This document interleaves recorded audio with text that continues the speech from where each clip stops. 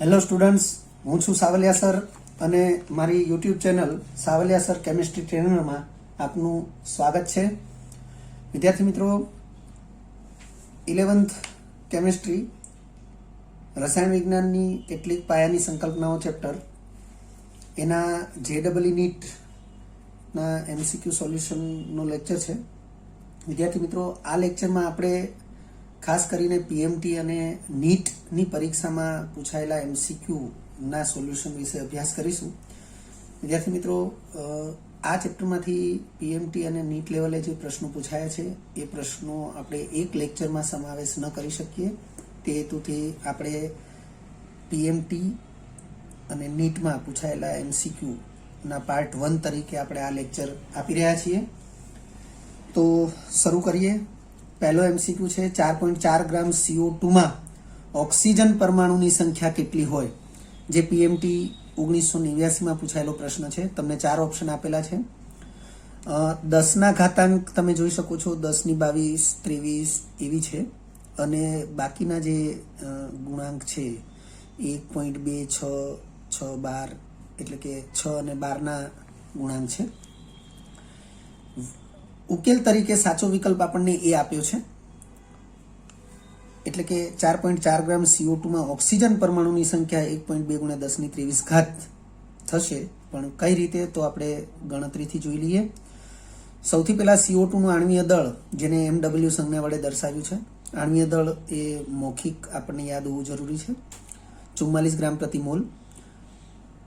તો મોલનું સૂત્ર છે વજન ભાગ્યા આણ્વીય દળ, W/MW. વજન 4.4 ગ્રામ આપણને CO2 નું આપેલું છે, ભાગ્યા 44. તો 4.4 ભાગ્યા 44 એટલે 0.1 મોલ CO2 ના થશે. હવે CO2 ની અણુ સંખ્યા, તો અણુ સંખ્યા બરાબર મોલ ગુણ્યા એવોગેડ્રો આંક. મોલને સ્મોલ n વડે દર્શાવાય, એવોગેડ્રો આંકને Na વડે દર્શાવાય. આ સંજ્ઞાત્મક જે રજૂઆત છે એ આપણે એટલા માટે દર્શાવીએ છીએ કે ક્યાંય અન્ય કોઈ MCQ ને તમે સોલ્વ કરતા હોય અને એના સોલ્યુશનની અંદર સંજ્ઞાત્મક રજૂઆત કરેલી હોય તો તમને ખ્યાલ હોવો જરૂરી છે. 0.1 મોલ છે જે આપણે શોધ્યા છે. એવોગેડ્રો આંકનું મૂલ્ય આપણે યાદ રાખવાનું હોય છે, 0.1 × 6.022 × 10⁻23. તો 0.1 એટલે 10⁻1 ઘાત કહેવાશે. 10⁻1 ગુણ્યા 10⁻23 એટલે 23માંથી 1 ઘાત બાદ કરીએ એટલે 6.022 ગુણ્યા 10⁻22 ઘાત CO2 અણુની સંખ્યા થશે. હવે અહીં તત્વયોગ મિતિ પ્રમાણે, કેમ કે પ્રશ્ન આપણને પૂછ્યો છે ઓક્સિજન પરમાણુની સંખ્યા, આપણે શોધ્યું હજી CO2 અણુની સંખ્યા.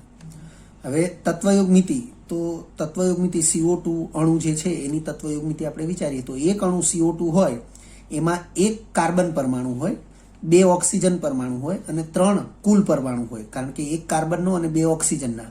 વિદ્યાર્થી મિત્રો, આ 2 છે અને આ O છે, ડિસ્ટન્સથી લખેલા છે. જો જોડે લખી નાખીશું તો 20 જેવું વંચાશે, એટલે ખાસ ધ્યાનથી 2 સાઈઝ નાની દર્શાવી છે. O ઓક્સિજન પરમાણુની સંજ્ઞા તરીકે મેં મોટું લખ્યું છે, મોટી સાઈઝમાં લખ્યું છે. એટલે તત્વોની સંજ્ઞા છે C કાર્બન, O ઓક્સિજન, એટલે 2 ઓક્સિજન પરમાણુ અને 3 કુલ પરમાણુની સંખ્યા થશે.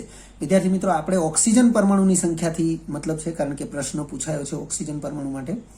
આથી ઓક્સિજન પરમાણુની સંખ્યા બરાબર 2, એટલે કે જે તત્વયોગમિતીય ગુણાંક છે એ 2 ગુણ્યા CO2 અણુની સંખ્યા. તો CO2 અણુની સંખ્યા 6.022 × 10⁻22 છે. તો 2 ગુણ્યા 6.022 × 10⁻22, તો આ ગુણાકાર એ 12.044 થશે ગુણ્યા 10⁻22. પોઈન્ટને ડાબી બાજુ 1 અંક ખસેડીએ તો 10ની ઘાત વધશે, એટલે 1 અંક ડાબી બાજુ ખસશે તો ઘાતમાં 1નો વધારો થશે. તો 1.2044 ગુણ્યા 10⁻22 + 1 એટલે 23 ઘાત થશે. અહીં આપણને 1.2 આપ્યું છે એટલે આપણે એને નિયરલી 1.2 લખી શકીએ છીએ. એટલે 1.2 ગુણ્યા 10⁻23 એ ઓક્સિજન પરમાણુની સંખ્યા થશે. ત્યારબાદ બીજો MCQ છે, 2.8 કિલોગ્રામ ઇથિનનું સંપૂર્ણ દહન કરવા માટે કેટલા કિલોગ્રામ O2 ની જરૂર પડે? PMT 1989માં પૂછાયેલો પ્રશ્ન છે. તમને 4 ઓપ્શન આપ્યા છે, 2.8 કિલોગ્રામ, 6.4 કિલોગ્રામ, કારણ કે કેટલા કિલોગ્રામ એવો અહીંયા પ્રશ્નની અંદર જ ઉલ્લેખ થઈ ગયો છે. એટલે 2.8, 6.4, 9.6 અને 96. સાચા વિકલ્પ તરીકે આપણને ઉકેલમાં વિકલ્પ સી આપેલો છે. 9.6 કિલોગ્રામ O2 ની જરૂર પડે. વિદ્યાર્થી મિત્રો, સંપૂર્ણ દહનની વાત છે. ઇથિનનું અણુસૂત્ર એક આપણને આવડવું જરૂરી છે. તો સૌથી પહેલા મેં ઇથિનનું અણુસૂત્ર C2H4 લખ્યું છે. કૌંસમાં મેં CH2 ડબલ બોન્ડ CH2 જે લખ્યું છે એ વાસ્તવમાં ઇથિનનું બંધારણીય સૂત્ર કહેવાય.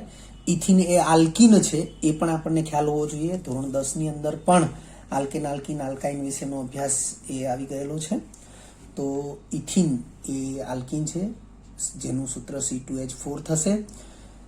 ઇથિનની દહન પ્રક્રિયાનું સમીકરણ તો C2H4 + 3O2. વિદ્યાર્થી મિત્રો, આ ચેપ્ટરના અગાઉના લેક્ચરમાં પણ MCQ સોલ્યુશનના લેક્ચરમાં પણ આપણે આવા કોઈ પ્રશ્નોની ચર્ચામાં કહ્યું છે કે કોઈ પણ હાઇડ્રોકાર્બનનું દહન થાય તો દહન માટે O2 વાયુની જરૂર પડે જ, અને એ દહનથી CO2 અને H2O એટલે કે પાણી, CO2 અને H2O એટલે કે પાણી, આવી બે જ નિપજો આપણને મળે છે. અને પછી આપણે એ સમીકરણનું સંતુલન કરીએ તો આપણને આ સંતુલિત સમીકરણ જે છે એ આવા પ્રશ્નોના ઉકેલ માટે ઉપયોગી બને. તો C2H4 આપણે આ સમીકરણને સંતુલિત સ્થિતિમાં જો લખવું હોય તો આપણે આવી રીતે લખી શકીએ છીએ. તમે જોઈ શકો છો અહીં કે C2H4 મેં કહ્યું એ પ્રમાણે દહન માટે O2 ની જરૂર પડે, ગીવ્સ. આપણે અગાઉ પણ એક લેક્ચરની અંદર આપણે આવી રીતે સંતુલન સમજાવેલું જ છે, કઈ રીતે સમીકરણનું સંતુલન કરી શકાય, ખાસ કરીને હાઇડ્રોકાર્બનની દહન પ્રક્રિયા માટે. તો ફરીથી જોઈ લો. ડાબી બાજુએ જે હાઇડ્રોકાર્બનનું સૂત્ર આપ્યું છે એની અંદર કાર્બન સંખ્યા 2 છે, તો નિપજ તરીકે CO2 ની સંખ્યા એ કાર્બન સંખ્યાને સમાન મળે એટલે આપણે 2CO2 કરી લઈશું. હાઇડ્રોજન પરમાણુની સંખ્યા અહીં 4 છે, તો H2 અણુની સંખ્યા જે હાઇડ્રોજન પરમાણુની સંખ્યા હોય એનાથી અડધી મળે એટલે આપણે અહીં 2 કરી દઈશું. હવે O2 અણુની સંખ્યા આપણે શોધવી છે, તો સૌથી પહેલા જમણી બાજુએ જે ઓક્સિજન પરમાણુની સંખ્યા છે એને આપણે શોધીએ. તો 2 દુ 4 અને અહીંયા 2 એકા 2, આને કશું જ નહીં તો સહગુણક 1 કહેવાશે, એટલે 2 ગુણ્યા 1 એટલે 2, ટોટલ થશે 6. અને જેટલા ઓક્સિજન પરમાણુ થાય એને ભાગ્યા 2 કરવાના, કારણ કે O2 ની અંદર 2 પરમાણુ છે, એટલે 6 ભાગ્યા 2 કરીએ તો એનો જવાબ આવશે 3. એટલે અહીંયા સહગુણક તરીકે 3 આવશે. એટલે આ આપણું સંતુલિત રાસાયણિક સમીકરણ થશે, જે આપણે અહીં તરત દર્શાવી દીધેલું છે. પરંતુ આવું તમને આવડવું જરૂરી છે, કારણ કે કોઈ પણ MCQને સોલ્વ કરવો એટલે આપેલી માહિતી ઉપરથી જ સીધો આપણને નિરાકરણ મળી જાય એવું જરૂરી નથી. એક્સ્ટ્રા બીજી પણ બાબતો આપણે જાણતા હોવા જોઈએ. તો તમે જોઈ શકો છો કે મોલ સંખ્યા પ્રમાણે 1 મોલ ઇથિનના દહન માટે 3 મોલ O2 ની જરૂર પડશે. અહીં ગુણાંક તરીકે 1 લખી શકાય, O2 ના ગુણાંક તરીકે તો 3 છે જ, એટલે 1 મોલ ઇથિનના દહન માટે 3 મોલ O2 એટલે કે ઓક્સિજન વાયુની જરૂર પડે. હવે મોલને બદલે આપણે એને દળમાં વિચારીએ તો દળ છે એ આણ્વીય દળ જેટલું લઈ શકીએ. તો ઇથિનનું આણ્વીય દળ 28 ગ્રામ પ્રતિ મોલ છે, એટલે 28 ગ્રામ ઇથિનના દહન માટે O2 નું આણ્વીય દળ 32 છે. તો 32, કારણ કે 16 પરમાણુ દળાંક છે, 16 દુ 32 એ આણ્વીય દળ થશે, અને 32 ગુણ્યા 3 કરીએ એટલે 96 ગ્રામ થશે. તો એનો અર્થ એવો થશે કે 28 ગ્રામ ઇથિન ના દહન માટે 96 ગ્રામ O2 ની જરૂર પડે. તો આગળ વધીએ. તો 28 ગ્રામ માટે 96 ગ્રામની જરૂર પડે, તો 28 કિલોગ્રામ માટે 96 કિલોગ્રામ O2 ની જરૂર પડે. હવે 28 કિલોગ્રામને બદલે 2.8 કિલોગ્રામ લેવામાં આવે તો પછી O2 ની જરૂરિયાત 9.6 કિલોગ્રામ થશે. એટલે આપણે 9.6 કિલોગ્રામ જે આપણને ઓપ્શન સી માં આપેલો છે એ આપણો જવાબ થશે. ત્યાર પછીનો ત્રીજા નંબરનો MCQ છે. O2 અને SO2 ના આણ્વીય દળ અનુક્રમે 32 અને 64 છે. 15°C તાપમાને અને 150 મિલીમીટર Hg એટલે કે પારાના સ્તંભની ઊંચાઈ વડે થતું દબાણ, એટલે દબાણનો એકમ છે, જે વાતાવરણ દબાણનો એકમ છે એ જ આ એકમ છે. એક વાતાવરણ દબાણ એટલે 760 મિલીમીટર પારાના સ્તંભ વડે લાગતા દબાણ જેટલું દબાણ થાય. એટલે આ વાતાવરણ દબાણનો જે એકમ છે અથવા તો દબાણ માટે વાતાવરણનો જે એકમ છે એનો જ પર્યાય છે એવું આપણે કહી શકીએ. તો આગળ વધીએ. O2 અને SO2 ના અણ્વીય દળ અનુક્રમે 32 અને 64 છે. 15°C તાપમાને અને 150 મિલીમીટર Hg એટલે કે પારાના સ્તંભ વડે લાગતા દબાણે 1 લીટરના બંધ પાત્રમાં O2 ના n અણુઓ છે. તો 2 લીટરના બંધ પાત્રમાં SO2 ના કેટલા અણુઓ હશે? અહીં તાપમાન અને દબાણ બંને માટે સમાન છે, એટલે કે બંને વાયુ માટે તાપમાન અને દબાણની સ્થિતિ સરખી છે. PMT 1990 પૂછાયેલો પ્રશ્ન છે, જેના માટે તમને 4 ઓપ્શન આપ્યા છે: n/2, n, 2n અને 4n. વિદ્યાર્થી મિત્રો, આ પ્રશ્ન એ એવોગેડ્રોના નિયમ આધારિત પ્રશ્ન છે. ઉકેલ તરીકે આપણને C આપ્યું છે. એવોગેડ્રોનો નિયમ જે આપણા NCERT પાઠ્યપુસ્તકમાં પણ આપેલો છે. નિયમ મેં અહીં દર્શાવેલો છે. સમાન તાપમાને અને સમાન દબાણે વાયુઓના સમાન કદમાં વાયુઓની અણુ સંખ્યા પણ સમાન હોય છે. હવે વિદ્યાર્થી મિત્રો, અહીં બંને વાયુ O2 અને SO2 ને વિચારીએ. બંનેનું તાપમાન 15°C છે. બંને પર દબાણ 150 મિલીમીટર પારાના સ્તંભની ઊંચાઈથી લાગતા દબાણ જેટલું દબાણ છે. તો તાપમાન અને દબાણની સમાન પરિસ્થિતિ છે બંને વાયુ માટે, અને વાયુઓના સમાન કદ વિચારવામાં આવે તો બંધ પાત્ર 1 લીટરનું છે જેમાં O2 વાયુ છે, પણ બીજું બંધ પાત્ર 2 લીટરનું છે જેમાં SO2 વાયુ છે. તો અહીંયા કદ સમાન નથી, પરંતુ આપણે વિચારી શકીએ કે 1 લીટર કદનું બંધ પાત્ર O2 ધરાવતું હોય અને બીજું 1 લીટર કદનું બંધ પાત્ર SO2 ધરાવતું હોય, તો પછી બંને વાયુઓની અણુ સંખ્યા સમાન થશે. એટલે કે 1 લીટર કદના બંધ પાત્રમાં SO2 વાયુ ભર્યો હશે આ તાપમાન અને આ દબાણે, તો SO2 વાયુની અણુ સંખ્યા પણ કેપિટલ N જેટલી જ થશે. તો આપણે એ લખ્યું છે. આથી 1 લીટર બંધ પાત્ર માટે વિચારવામાં આવે તો O2 ની અણુ સંખ્યા એટલી જ, એટલે કે ઇઝ ઇક્વલ ટુ SO2 ની અણુ સંખ્યા થશે, જેનું મૂલ્ય N થશે, જે આપણને અહીં આપ્યું છે. પરંતુ અહીં SO2 ભરેલું જે પાત્ર છે એ 2 લીટર કદનું છે, પરંતુ SO2 ના પાત્રનું કદ 2 લીટર છે. તો 1 લીટરમાં N અણુ સંખ્યા હશે, તો 2 લીટરમાં 2n અણુ સંખ્યા હશે. એટલે અહીં લખ્યું છે પરંતુ SO2 ના પાત્રનું કદ 2 લીટર છે, તેથી SO2 ની અણુ સંખ્યા 2n કેપિટલ N, જે આપણને અહીં અણુ સંખ્યાના સિમ્બોલ તરીકે આપી છે, એટલે અણુ સંખ્યા SO2 માટે 2n થશે. ત્યાર પછીનો MCQ છે 4થા નંબરે. બોરોનના 2 સ્થાયી સમસ્થાનિકો B10 અને B11. B10 19% પ્રાપ્ય છે અને B11 81% પ્રાપ્ય છે. તો બોરોનનું સરેરાશ આણ્વીય દળ કેટલું હશે? PMT 1990 પૂછાયેલો પ્રશ્ન છે. વિદ્યાર્થી મિત્રો, આ પ્રકારના MCQ જે સરેરાશ આણ્વીય દળ, અહીંયા શબ્દ ખોટો લખાયો છે, સરેરાશ પરમાણ્વીય દળ આવશે. તો બોરોનનું સરેરાશ પરમાણ્વીય દળ કેટલું હશે? તો આવું આપણે MCQ સોલ્યુશનના TTL 5 ની અંદર ક્લોરીનના સરેરાશ પરમાણ્વીય દળ માટેનો પ્રશ્ન સોલ્વ કરેલો છે. તો TTL 5 MCQ સોલ્યુશન માટેનો TTL 5 એને રિફર કરી લેવું જોઈએ. તમને અહીં 4 ઓપ્શન આપેલા છે, જે પૈકી ઉકેલ તરીકે ઓપ્શન A, વિકલ્પ A એને સાચો ગણવામાં આવ્યો છે.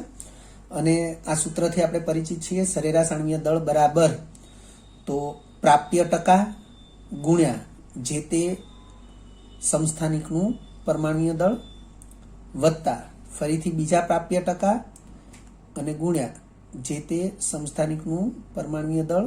તો અહીં 19 × 10 વત્તા 81 × 11 ભાગ્યા કુલ પ્રાપ્ય ટકા. તો કુલ પ્રાપ્ય ટકા તો હંમેશા 100 થશે, કારણ કે 19 વત્તા 81 કરીએ એટલે 100 થશે. તો 19 × 10 કરીએ એનું મૂલ્ય 190 થશે. આ ગુણાકાર આપણે જાતે કરી શકીએ છીએ, એકદમ ઝડપથી કરી શકીએ છીએ. 81 × 11 તો 890 થશે. વિદ્યાર્થી મિત્રો, 81 × 11 છે એની બદલે 81 × 10 કરીએ તો 810 થશે. અને 81 × 1 એટલે કે 810 ની અંદર બીજા 81 આપણે એડ કરી દઈએ, સરવાળો કરીએ તો 891 થઈ જશે. આ બંનેનો સરવાળો એ 1081 થશે, ભાગ્યા 100 તો છે જ. તો જવાબ આવશે 10.81 અને એમાં આપણને વિકલ્પ આપ્યો છે 10.8, એટલે આપણો વિકલ્પ A એ સાચો વિકલ્પ રહેશે. પાંચમા નંબરે એમસીક્યુ છે 6.02 ગુણ્યા 10⁻²⁴ CO કહેતા કાર્બન મોનોક્સાઇડ ના અણુઓમાં ઓક્સિજનના કેટલા મોલ પરમાણુઓ હશે? પીએમટી 1990 માં પૂછાયેલો પ્રશ્ન છે. 4 ઓપ્શન તમને આપેલા છે. 10 કેટલા મોલ એટલે 10 મોલ, 5 મોલ, 1 મોલ અને 0.5 મોલ. ઓક્સિજનના કેટલા મોલ પરમાણુઓ પૂછ્યા છે એટલે આપણે એ બાબતને પણ ધ્યાનમાં રાખીશું. ઉકેલ તરીકે આપણને સાચો વિકલ્પ એ આપેલો છે. તમે જોઈ શકો છો CO ના મોલ, તો તમને અહીં અણુ સંખ્યા આપી છે. તો અણુ સંખ્યા ઉપરથી જો મોલ શોધવા હોય તો આ સૂત્ર આપણે ધ્યાનમાં રાખવું જોઈએ. આ સૂત્રની ચર્ચા પણ આપણે JEE નીટના TTL લેક્ચરમાં કરેલી છે કે CO ના મોલ બરાબર અણુ સંખ્યા ભાગ્યા એવોગેડ્રો આંક. અણુ સંખ્યા 6.02 છે, આપણે 6.022 લખીએ કારણ કે 6.02 આપી છે તો આપણે 6.02 લખી શકીએ છીએ. ગુણ્યા 10⁻²4 છે, છેદમાં 6.022 લખીએ એનો કોઈ અર્થ નથી. 6.02 જ લખીશું ગુણ્યા 10⁻23 એટલે એ મૂલ્ય થશે 10 મોલ. હવે એટલે 10⁻24 ભાગ્યા 10⁻23 એટલે 10 થશે, આ કેન્સલ થઈ જશે. 10 મોલ CO થશે કાર્બન મોનોક્સાઇડના મોલ. હવે તત્વયોગ મિતિ મુજબ આપણે વિચારીએ તો 1 મોલ અથવા 1 અણુ CO એટલે 1 કાર્બન પરમાણુ થશે, 1 ઓક્સિજન પરમાણુ થશે અને કુલ 2 પરમાણુ થશે. તો હવે 1 અણુ કાર્બન મોનોક્સાઇડ એને આપણે મોલમાં વિચારીએ તો 1 મોલ કાર્બન મોનોક્સાઇડ અણુ બરાબર 1 મોલ કાર્બન પરમાણુ બરાબર 1 મોલ ઓક્સિજન પરમાણુ. આપણો પ્રશ્ન ઓક્સિજન પરમાણુના સંદર્ભમાં છે. તો 1 મોલ ને સમતુલ્ય 1 મોલ ઓક્સિજન પરમાણુ છે, તો 10 મોલ કાર્બન મોનોક્સાઇડ અણુને સમતુલ્ય 10 મોલ ઓક્સિજન પરમાણુ થશે. તેથી આપણા માટે વિકલ્પ એ જ સાચો વિકલ્પ રહેશે. 6ઠ્ઠા નંબરે એમસીક્યુ આપ્યો છે 5 મોલર H2SO4 નું 1 લીટર દ્રાવણ 10 લીટર સુધી મંદ થઈ ગયું છે, અર્થ કે એમાં પાણી ઉમેરાઈ ગયું છે, તો તે અંતિમ દ્રાવણની નોર્માલિટી કેટલી હશે? પીએમટી 1991 માં પૂછાયેલો પ્રશ્ન છે. તમને સાંદ્રતા મોલારિટીમાં આપી છે, પછી મંદન થાય છે અને અંતિમ દ્રાવણ માટે તમને નોર્માલિટી પૂછવામાં આવી છે. તો 4 ઓપ્શનમાં 1 નોર્મલ, 0.1 નોર્મલ, 5 નોર્મલ અને 0.5 નોર્મલ. તો સાચા વિકલ્પ તરીકે ઉકેલમાં વિકલ્પ એને ગણાવ્યો છે કે અંતિમ દ્રાવણની નોર્માલિટી 1 નોર્મલ થશે. વિદ્યાર્થી મિત્રો, જે સૂત્ર અહીં ઉપયોગમાં લીધું છે આ સૂત્રથી આપણે પરિચિત છીએ.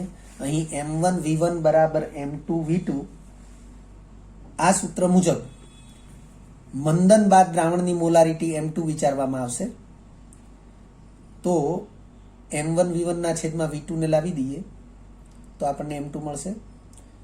M1 એટલે આપેલ સાંદ્રતા 5 મોલર, V1 એટલે આપેલ પ્રારંભિક કદ 1 લીટર અને V2 તો મંદનથી મળેલું અંતિમ કદ 10 લીટર.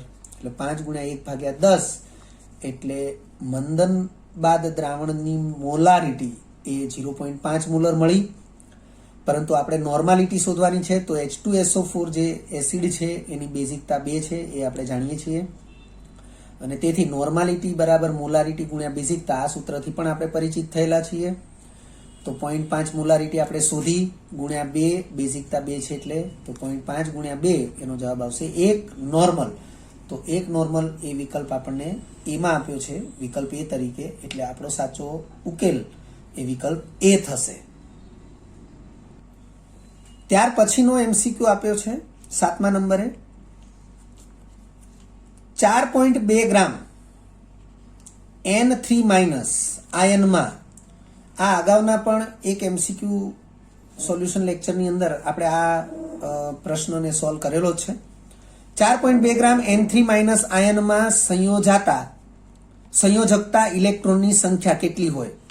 વિદ્યાર્થી મિત્રો, આ N3- આયન જે છે એને એઝાઇડ આયન કહેવાય છે. મૌખિક હું લેક્ચર દરમિયાન આ માહિતી તમને આપું છું, તમે યાદ રાખી લેજો. કારણ કે ક્યાંક એવું પણ બને કે તમને આ જ પ્રશ્ન ફરીથી પરીક્ષામાં પૂછાય અને તમને N3- ને બદલે એઝાઇડ આયન એવા શબ્દોથી પૂછાય અને તમને ખ્યાલ ન હોય કે એઝાઇડ આયન શું છે, તો વિદ્યાર્થી મિત્રો N3- આયન એ એઝાઇડ આયન છે. 4.2 ગ્રામ N3- આયનમાં સંયોજકતા ઇલેક્ટ્રોનની સંખ્યા કેટલી હશે અથવા કેટલી હોય? PMT 1994માં પૂછાયેલો પ્રશ્ન છે. તમને જોઈ શકાય છે કે દરેક ઓપ્શનની અંદર કેપિટલ N અને બાજુમાં સ્મોલ a તરીકે જે સંજ્ઞા આપી છે એ એવોગાડ્રો આંકની સંજ્ઞા છે. ઉકેલ તરીકે વિકલ્પ C એને સાચો ગણાવ્યો છે. આગળ વધીએ. નાઇટ્રોજન, તો નાઇટ્રોજન જેના પરમાણુ ક્રમાંકથી આપણે પરિચિત હોવા જરૂરી છે. નાઇટ્રોજનનો પરમાણુ ક્રમાંક 7 છે. ઇલેક્ટ્રોન રચના વિચારીએ તો 2 5 થશે.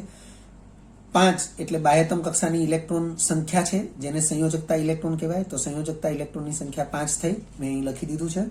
હવે જો તમે N3 વિચારો તો 3 નાઇટ્રોજન પરમાણુ છે, એટલે 5 તરી 15 પર ઇલેક્ટ્રોન, તો સંયોજકતા ઇલેક્ટ્રોન એ જ થશે. -1 વીજભારનો અર્થ થશે 1 ઇલેક્ટ્રોન મેળવેલી સ્થિતિ છે, એટલે જે સંયોજકતા ઇલેક્ટ્રોન થયા એમાં હજુ 1 ઇલેક્ટ્રોન એડ કરવો પડશે, એટલે આપણે સરવાળો કર્યો તો 15 + 1 એટલે N3- માં સંયોજકતા ઇલેક્ટ્રોનની સંખ્યા 16 થશે. પરંતુ આપણને અહીં જથ્થો આપ્યો છે ગ્રામમાં, આ તો એક N3- આયનમાં ઇલેક્ટ્રોનની સંખ્યા થઈ 16. હવે N3- નું આણ્વીય દળ વિચારીએ. આમ તો -1 ઇલેક્ટ્રોન મેળવ્યો છે એના લીધે છે, ઇલેક્ટ્રોનનું દળ એ ક્યારેય આણ્વીય દળમાં કે પરમાણ્વીય દળમાં ગણવામાં આવતું નથી. એટલે N3 નું આણ્વીય દળ એ વાસ્તવમાં N3- નું આણ્વીય દળ એ વાસ્તવમાં 3 પરમાણુ નાઇટ્રોજનનું પરમાણ્વીય દળ થશે. એટલે 3 ગુણ્યા નાઇટ્રોજનનું પરમાણ્વીય દળ 14, 14 તરી 42, એટલે N3- નું આણ્વીય દળ 42 લેવામાં આવશે. હવે N3- ના મોલ, તો વજન ભાગ્યા આણ્વીય દળ સૂત્રથી આપણે પરિચિત છીએ. 4.2 ગ્રામ વજન આપણને અહીંયા આપેલું જ છે, તમે જોઈ શકો છો, અને ભાગ્યા 42 કરીએ એટલે 0.1 મોલ N3- આયન જે છે એમાં આપણે સંયોજકતા ઇલેક્ટ્રોનની સંખ્યા શોધવાની થશે. તો કુલ સંયોજકતા ઇલેક્ટ્રોનની સંખ્યા બરાબર મોલ ગુણ્યા 16 ગુણ્યા એવોગાડ્રો આંક, તો મોલ 0.1 છે. 16 તો પ્રતિ અણુ અથવા પ્રતિ આયન ઇલેક્ટ્રોનની સંખ્યા છે, સંયોજકતા ઇલેક્ટ્રોનની સંખ્યા, અને એવોગાડ્રો આંકનો સિમ્બોલ કેપિટલ N એ છે. તો આ જવાબ થયો 1.6 ગુણ્યા Na એટલે 1.6 Na. તો 1.6 Na જે આપણને વિકલ્પ C માં દર્શાવેલો છે, તેથી આપણો ઉકેલ વિકલ્પ C થશે. 8મો MCQ છે. આદર્શ પરિસ્થિતિએ હવાના બંધારણમાં 21% ઓક્સિજન વાયુ હોય તો તેના કેટલા મોલની હવામાં હાજરી હશે? વિદ્યાર્થી મિત્રો, આ 21% ઓક્સિજન વાયુ હોય એટલે આપણે પ્રતિ લિટર ગણી લેવાનું, કારણ કે વાયુ માટે કદને ધ્યાનમાં લેવું પડે, અને પ્રતિ લિટર કદમાં 21% વાયુ ઓક્સિજન વાયુ હાજર છે એવું આપણે વિચારવું પડે. વિદ્યાર્થી મિત્રો, આ પ્રકારના જે MCQ પૂછાય એમાં બેઝિક આઈડિયા જે છે એ ક્યાંથી આવે, તો હું મૌખિક રીતે જે બોલી રહ્યો છું એને ધ્યાનમાં રાખશો, બરાબર. તો PMT 1995માં પૂછાયેલો પ્રશ્ન છે. આપણને 4 વિકલ્પ આપેલા છે, જે પૈકી ઉકેલ તરીકે એ વિકલ્પ D એને સાચો ગણવામાં આવ્યો છે. આગળ વધીએ. ઓક્સિજનનું પ્રમાણ 21% એવું જે આપણને રકમમાં આપ્યું છે, એનો અર્થ એવો થશે કે પ્રતિ લિટર એટલે કે 1000 ml હવામાં, પ્રતિ લિટર હવામાં એટલે કે 1000 ml હવામાં O2 નું કદ બરાબર 21/100, કારણ કે ટકાને ભાગમાં ફેરવવા હોય તો 100 વડે ભાગવા પડે, એટલે 21/100 ગુણ્યા 1000, તો એ કદ આપણને મિલીલીટરમાં 210 મિલીલીટર મળશે. અર્થ કે 1000 ml હવા લેવામાં આવે એની અંદર 210 મિલીલીટર એ O2 વાયુ હોય. હવે મોલ બરાબર તો STPA કદ મિલીલીટરમાં ભાગ્યા 22400 મિલીલીટર, એટલે 210/22400 કરીએ તો એ મૂલ્ય થશે 0.009375. તો આની નજીકનું મૂલ્ય આપણને વિકલ્પ D માં આપેલું છે, અને તેથી આપણી માટે વિકલ્પ D એ સાચો ગણાશે. વિદ્યાર્થી મિત્રો, હવે અહીં તમે જોઈ શકો છો કે આ જે ભાગાકાર છે અને એનું મૂલ્ય જે આપણને આ મળ્યું છે, તો આની આશરે ગણતરી આપણે જાણતા હોવા જોઈએ અથવા દર્શાવી શકવા જોઈએ. તો મેં અહીં આશરે ગણતરી દર્શાવેલી છે, તમે જોઈ શકો છો કે 210/22400 જે છે, તો આપણે 0 0 કેન્સલ કરીએ તો 21/22 40 થશે. પરંતુ મેં 22.4, તો 22.4 કર્યું એનો મતલબ 10 ની 2 ઘાત વડે મારે ગુણવા પડશે, એટલે 2240 એટલે 2240. એને આપણે આવી રીતે દર્શાવી શકીએ 2240. તો પોઈન્ટ સૌથી છેલ્લે જ હોય એવું વિચારી શકાય. પોઈન્ટ 2 આંકડા ડાબી બાજુ ખસે તો 22.40 થાય, એટલે 22.4 અને ગુણ્યા 10 ની ઘાત, 2 આંકડા ડાબી બાજુ ખસે તો 10 ની ઘાત એટલી વધે. હવે અત્યારે તો આના ગુણાકારમાં 10 છે જ નહીં, તો આપણે અહીંયા 10 ની 2 ઘાત ગુણાંકમાં લખી શકીએ. હવે આ 21/22.4 છે, એ 22.4 ને બદલે હું નિયરલી 22 લઈ લઉં તો 21/22, તો એનું મૂલ્ય ધારો કે હું x લખું તો ગુણ્યા 10 ની -2 છે જ, પણ મેં અહીં લખી દીધું છે જ્યાં x નું મૂલ્ય એ 0.91 થી મોટું અને 0.99 થી નાનું આવશે. તો 0.91 થી મોટું હું ધારો કે 0.9 વિચારું અને ગુણ્યા 10 ની -2 ઘાત છે, એટલે મારો જવાબ જે છે એ 0.009 આના સંદર્ભમાં હોવો જોઈએ. તો એવું આપણને ફક્ત વિકલ્પ ડી ની અંદર જોવા મળે છે. વિદ્યાર્થી મિત્રો, મેં અહીં જે લખ્યું છે 21/22 અને અહીંયા x લખ્યું છે અને x નું મૂલ્ય 0.91 થી 0.99 ની વચ્ચે હોય એવું મેં જે લખ્યું છે, આ તમારે યાદ રાખી લેવાનું છે. એનું કારણ મેં અહીં નીચે દર્શાવેલું છે, યાદ રાખો કરીને, કે યાદ રાખો કે n/n+1 આવી કોઈ સંખ્યાનો ગુણોત્તર એ 0.91 થી 0.99 ની વચ્ચે જ હોય, પરંતુ ક્યારે? જ્યારે n એ 2 અંકની કોઈ પણ સંખ્યા હોય. એટલે કે અહીં આપણે 10 થી શરૂ કરી શકીએ, 10 થી 98 સુધી, કારણ કે 10 થી 99 સુધી તમે કરશો તો અહીંયા છેદમાં જે છે એ 100 થઈ જશે. એટલે ખાસ યાદ રાખો, તમે 99/100 લખો તો 0.99 થશે તો બરાબર થઈ જશે, લેસ ધેન નહીં રહે. એટલે તમે 10/11 થી શરૂ કરી, હું જે બોલું છું એને ફરીથી સમજો કે 10/11 થી શરૂ કરી 98/99 સુધી તમે કોઈ પણ ગુણોત્તર લેશો તો તમને એનું મૂલ્ય 0.91 થી 0.99 ની વચ્ચે જ મળશે. આ માહિતીને યાદ રાખવી જે આશરે ગણતરી માટે આપણને ઉપયોગી નીવડે છે, અને તેથી આપણને અહીં વિકલ્પ ડી તરીકે જે મૂલ્ય આપ્યું છે એ જ સાચો જવાબ મળશે. 9મા નંબરે MCQ છે, ઝીંકની H2SO4 સાથે પ્રક્રિયા કરીને STPA 224 મિલીલીટર H2 વાયુ આપે છે, તો આ પ્રક્રિયામાં કેટલા ગ્રામ ઝીંક વપરાયું હશે? PMT 1996માં પૂછાયેલો પ્રશ્ન છે. તમને 4 ઓપ્શન આપેલા છે: 65 ગ્રામ, 0.065 ગ્રામ, 0.65 ગ્રામ અને 6.5 ગ્રામ. જેમાં ઉકેલ તરીકે સાચો વિકલ્પ આપણને સી દર્શાવેલો છે. તો ગણતરી દ્વારા જોઈએ. સૌથી પહેલા ઝીંકની H2SO4 સાથેની પ્રક્રિયા, સૌથી પહેલા આપણને ખબર હોવી જોઈએ કે ઝીંક એટલે Zn ધાતુ છે. H2SO4 સાથેની પ્રક્રિયાનું સમીકરણ પણ આપણને ખ્યાલ હોવો જોઈએ કે Zn plus H2SO4 gives ZnSO4 plus H2. ધાતુની એસિડ સાથેની પ્રક્રિયાથી H2 વાયુ ઉત્પન્ન થાય છે. તત્વયોગમિતિ, પ્રક્રિયાની તત્વયોગમિતિ એવું કહે છે કે 1 મોલ ઝીંકની H2SO4 સાથેની પ્રક્રિયાથી 1 મોલ H2 વાયુ ઉત્પન્ન થાય છે.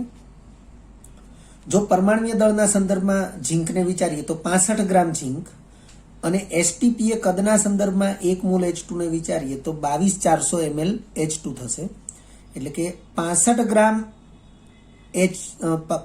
ગ્રામ ઝીંક વપરાશે ત્યારે 22400 ml H2 ઉત્પન્ન થશે. પરંતુ અહીં તમને રકમની અંદર H2 નું કદ આપી દીધું છે, એટલે આપણે આ પ્રકારે ત્રિરાશીનો ઉપયોગ કરીશું કે 22400 ml H2 ઉત્પન્ન કરવા માટે 65 ગ્રામ ઝીંક વપરાય, તો 224 ml H2 ઉત્પન્ન થાય ત્યારે કેટલા ગ્રામ ઝીંક વપરાશે?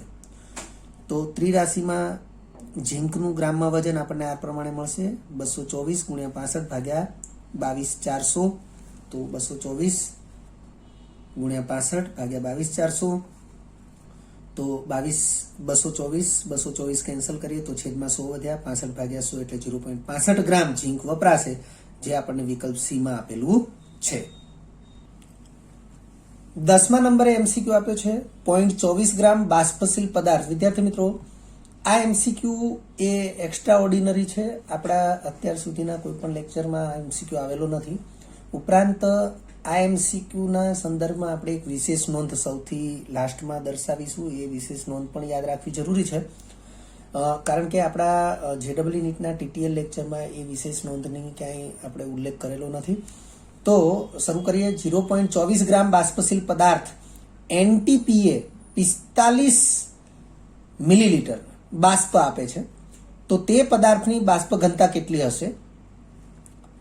H2 ની ઘનતા તમને 0.089 ગ્રામ પ્રતિ લીટર આપેલી છે. વિદ્યાર્થી મિત્રો, કોઈ પણ વાયુની ઘનતા જ્યારે આપવામાં આવશે ત્યારે હંમેશા ગ્રામ પ્રતિ લીટરમાં આપવામાં આવશે.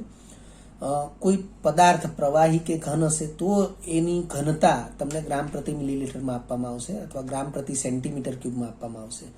PMT 1996માં પૂછાયેલો પ્રશ્ન છે. અહીં જે મેં વાત કરી એને ફરીથી રિપીટ કરું છું. H2 ની ઘનતા એટલે વાયુ છે, H2 વાયુની ઘનતા, કોઈ પણ વાયુની ઘનતા હંમેશા ગ્રામ પ્રતિ લીટર એકમમાં જ આપવામાં આવશે. એ વસ્તુને આપણે ધ્યાનમાં રાખીશું.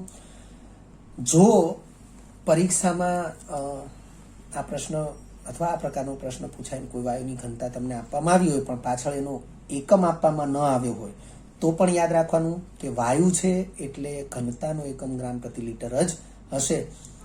4 ઓપ્શન તમને આપવામાં આવ્યા છે. તમે જોઈ શકો છો કે 4 ઓપ્શન પૈકી પહેલો અને આ ત્રીજો એટલે કે A અને C ઓપ્શન છે એ બિલકુલ નજીકના છે.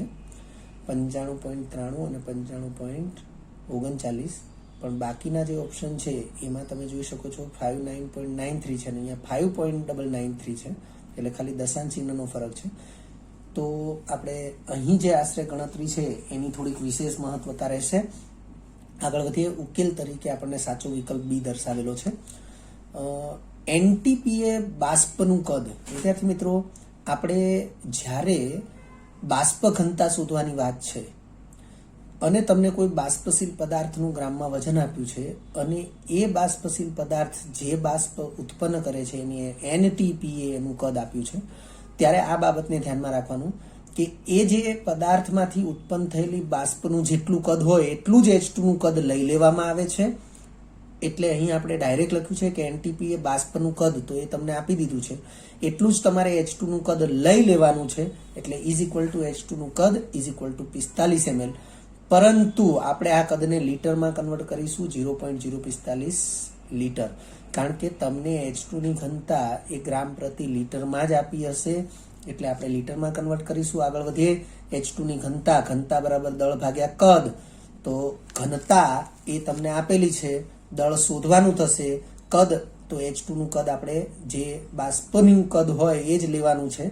એટલે આપણે H2 ના દળને કરતા બનાવીએ તો ઘનતા સાથે કદ ગુણાશે, તો H2 ની ઘનતા ગુણ્યા H2 નું કદ. H2 ની ઘનતા આપણને 0.089 ગ્રામ પ્રતિ લીટર આપેલી જ છે અને ગુણ્યા H2 નું કદ લીટરમાં, એટલે પ્રતિ લીટર અને લીટર એકમ કેન્સલ થશે, એટલે 0.089 ગુણ્યા 0.045 જેનો ગુણાકાર 0.00405 ગ્રામ થશે. અને એને આપણે દશાંશ ચિહ્ન જમણી બાજુ 3 અંક ખસેડીએ તો 4.005 × 10⁻³ ગ્રામ એ H2 નું દળ થશે. હવે પદાર્થની બાષ્પ ઘનતાનું આ સૂત્ર જે છે એ સૂત્ર આપણે સ્વીકારી લેવાનું છે. પદાર્થની બાષ્પ ઘનતા બરાબર પદાર્થનું દળ ભાગ્યા H2 નું દળ. તો પદાર્થનું દળ આપણને 0.24 ગ્રામ આપી દીધું છે અને ભાગ્યા H2 નું દળ તો જે આપણે શોધ્યું 4.005 × 10⁻³ તો આ 0.24 ભાગ્યા 4.005 એ મૂલ્ય 0.05925 મળે છે. છેદમાં 10⁻³ છે એને અંશમાં લઈએ એટલે 10⁻³ થશે અને પોઈન્ટને જમણી બાજુ 3 આંકડા ખસેડીએ એટલે આ 10⁻³ છે, -3 થશે એટલે 3 - 3 0, એટલે 10 કેન્સલ થઈ જશે. એટલે આપણો જવાબ આવશે 59.925. તો આ મૂલ્ય જે છે એ આપણને વિકલ્પ બીમાં આપ્યું છે. 5ને કેન્સલ કરી આ 2ના બદલે 3 લખી શકીએ, એટલે 59.93 મૂલ્ય એ આપણને વિકલ્પ બીમાં આપ્યું છે.